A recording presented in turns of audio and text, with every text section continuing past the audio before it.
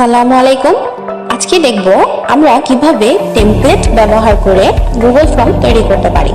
সবার প্রথমে Google form কি এবং কেন ব্যবহার করা হয়। আমাদের দৈনন্দিন জীবনে বিভিন্ন কাজ সহজতর করার জন্য আমাদেরকে বিভিন্নভাবে ফ্রিতে সেবা দিয়ে আসছে গুগল, যেমন Google doc, slide, map, sheet, drive ইত্যাদি।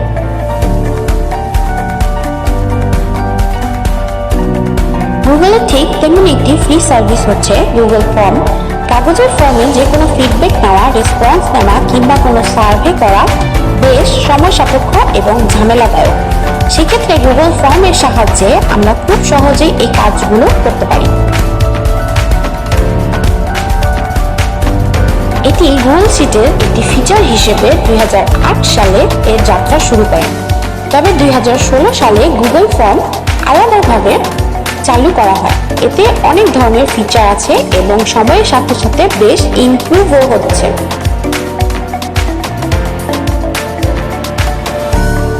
আমরা কিভাবে গুগল ফর্ম তৈরি করব?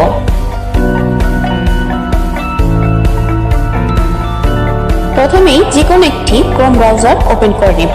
তারপর সার্চ বারে গুগল ফর্ম লিখে সার্চ করব। প্রথমের অপশনটাতে ক্লিক করে দিব। এরকম একটা ইন্টারফেস আসবে। এখান থেকে আমরা গুগল ফর্ম তৈরি করতে পারবো। সেক্ষেত্রে আমাদের অবশ্যই গুগল অ্যাকাউন্ট ও জিমেইল থাকতে হবে এবং সেটা দিয়ে আমাদের লগইন বা সাইন আপ করে নিতে হবে। এছাড়াও আমরা ক্রোম ব্রাউজারের ডান পাশের এই ডট চিহ্নে ক্লিক করে নিব। এখান থেকে আমরা আমাদের ফর্মটি ওপেন করতে পারবো। ফর্ম অপশনটাতে ক্লিক করে দিব। আমাদের সামনে এমন একটা ইন্টারফেস চলে আসবে যেখানে ব্ল্যাঙ্ক ফর্মের পাশাপাশি বিভিন্ন রকমের কিছু টেমপ্লেট দেওয়া থাকবে। এগুলোকে আমরা ওপেন করে আমাদের ইচ্ছে মতো কাস্টমাইজ করে নিতে পারবো। আজকে যেহেতু কিভাবে টেমপ্লেট দিয়ে গুগল ফর্ম তৈরি করব তা দেখাবো, সেজন্য প্রথমে একটি টেমপ্লেট ওপেন করে নিব। এটা নিলাম।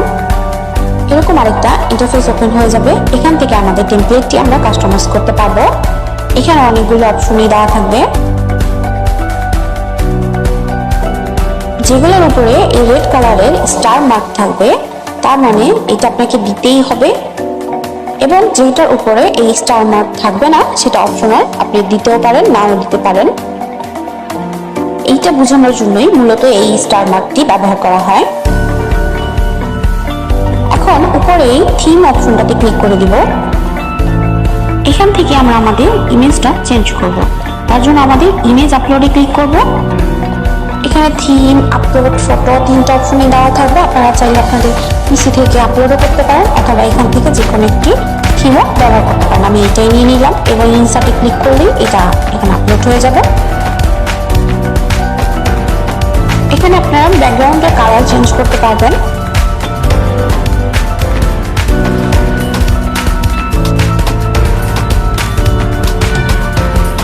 এখান থেকে কালার কাস্টমাইজ করতে পারবেন, লাইট অথবা ডার্ক অথবা আপনাদের ইচ্ছে মতো কাস্টমাইজ করে নিতে পারবেন।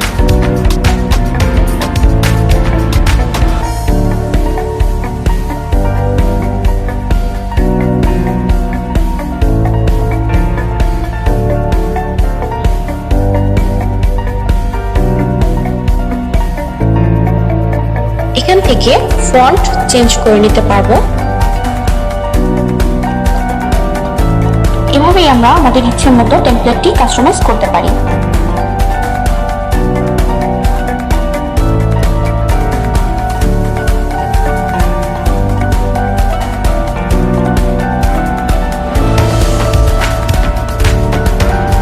সেটিং থেকেও আমরা কিছু কাস্টমাইজ করতে পারবো।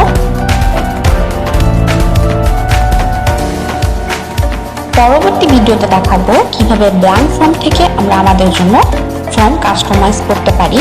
সেই পর্যন্ত ভালো থাকবেন, সুস্থ থাকবেন। আল্লাহ হাফেজ।